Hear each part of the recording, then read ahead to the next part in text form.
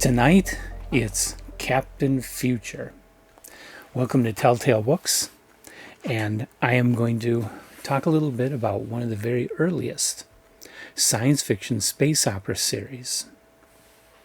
Captain Future was a magazine not unlike The Shadow or Doc Savage, where you had this single character being featured in a full novel, really more of a novelette, or novella, I should say. But what they called a full novel in every issue of the magazine, taking you on a complete adventure. And always written by the same person, Doc's pretty much. There were times when other writers would also write for these, but most of them were written by one person. Most of Captain Future was written by Edmond Hamilton. Now, Edmond Hamilton, of course, is one of the earliest of science fiction writers, having his start in, I believe, 1928 in Amazing Stories. 2 years after the magazine got started, he sold his first story to it, and I believe he sold some to Weird Tales either around that time or before that time. He actually did write a lot of horror stories, mostly for Weird Tales, but he's best known for his space opera. During the 1930s, he quickly became known as World Record Hamilton because he was constantly blowing up whole planets in his stories. So in 1940,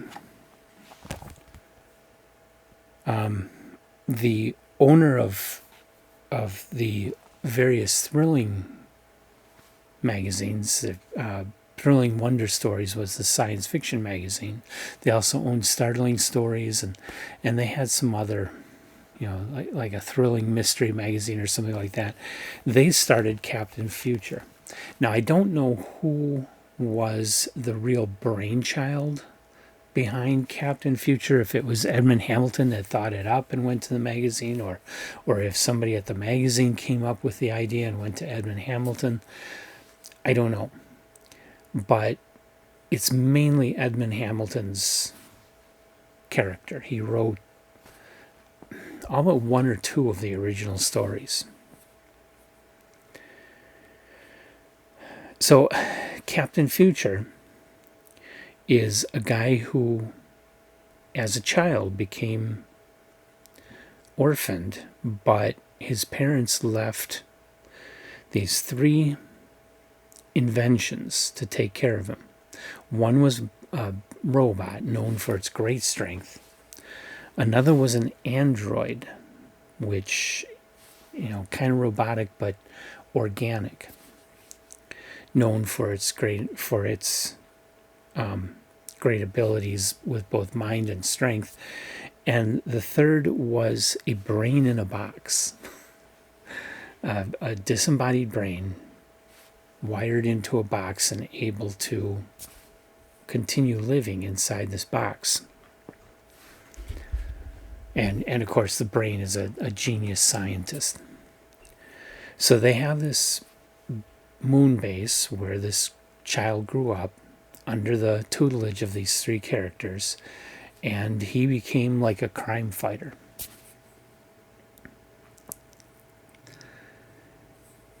And the first novel is not his first adventure. He had been doing things a while and already gained a reputation as a savior of the solar system, or whatever you want to call it. And so the first adventure is, in the premiere issue, is Captain Future and the Space Emperor. And what goes on in this story is there's this plague that originates out at Jupiter, and it is kind of a viral plague, but the effect of the virus is to turn human beings into apes.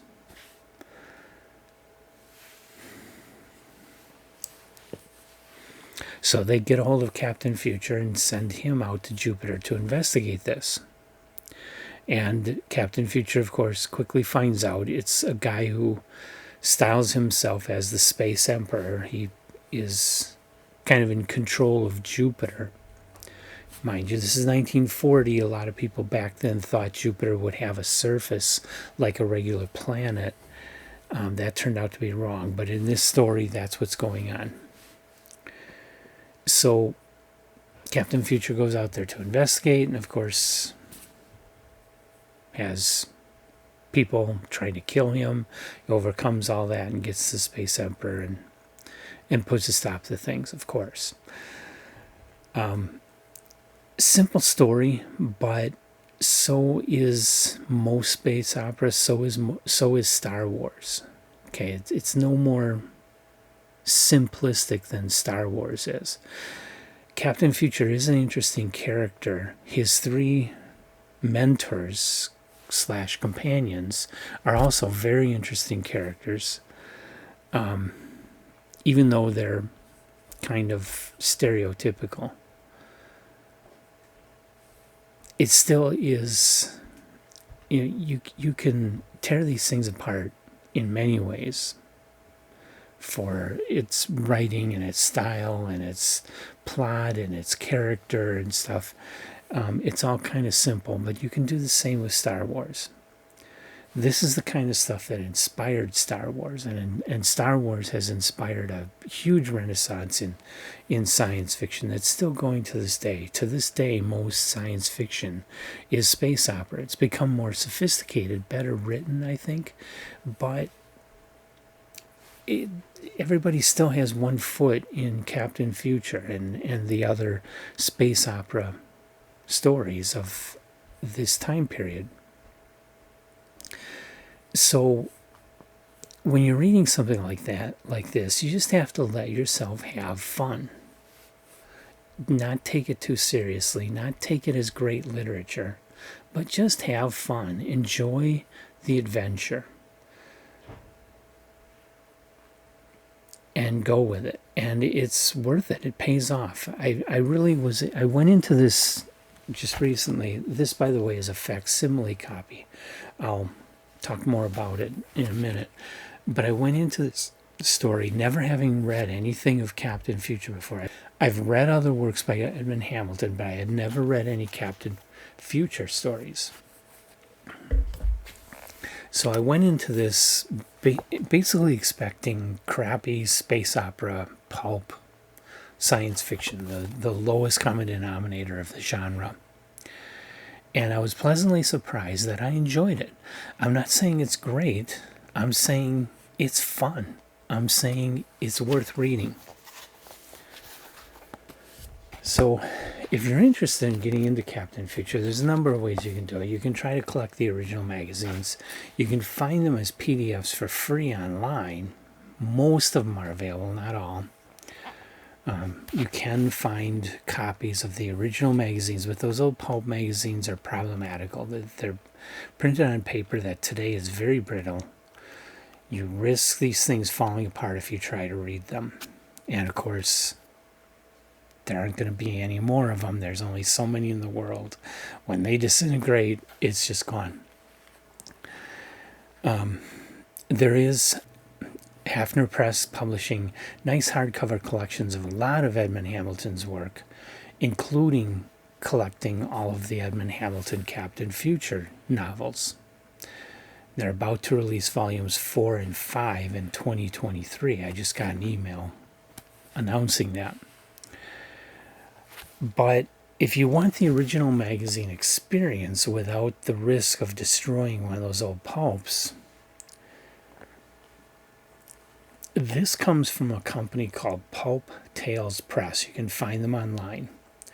I believe these are print on demand. They are facsimiles of the original magazine with the original cover artwork and everything, the original advertising on the back, all of the original interior work, as well as these Captain Future magazines did contain some other stories.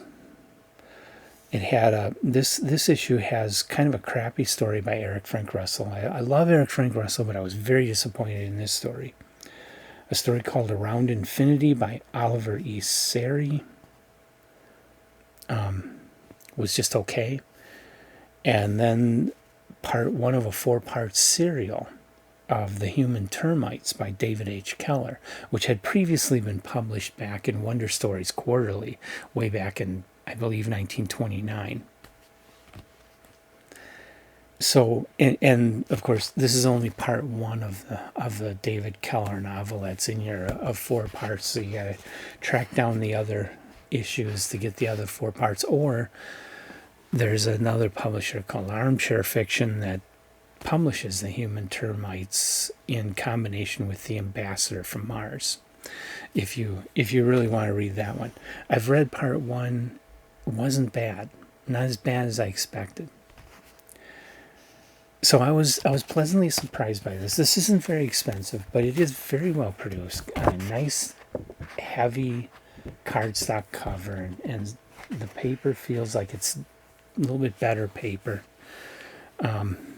This is a quality production, even if it is print on demand, which I think it probably is. It's very well done, and so I recommend Pulp Tales Press. I've bought 2 magazines from them. One is an issue of Fantastic Adventures, and then there's this one. Oh, and there's an issue of Marvel Tales that I bought. So I've got 3 from them so far, and I'm very impressed with the quality of their work. And of course, you get the original pulp magazine, just not on pulp paper, just on modern paper in a nice, crisp, new edition for your collection. So I kind of like these. I like going this route. And I intend to keep reading Captain Future, tracking them down and reading more of them. I don't know if I'll come back and report on all of them. I'm expecting the rest are going to be about the same as the first one. I think they're all going to be fun to read, but nothing great. So if you love old-time space opera, if you love Star Wars, I would recommend Captain Future to you. I think you'll like it. You may not love it, but I think you'll enjoy it. You'll at least have fun. Till next time, like us, subscribe to us.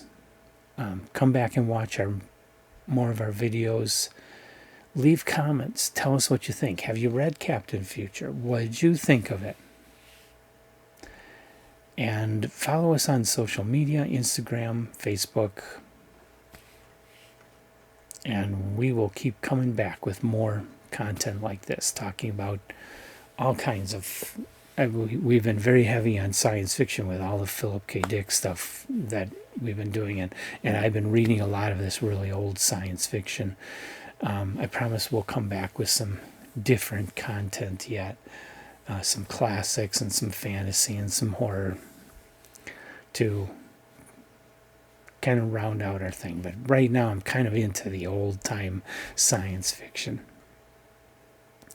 So till next time, I hope you'll discover your next favorite story.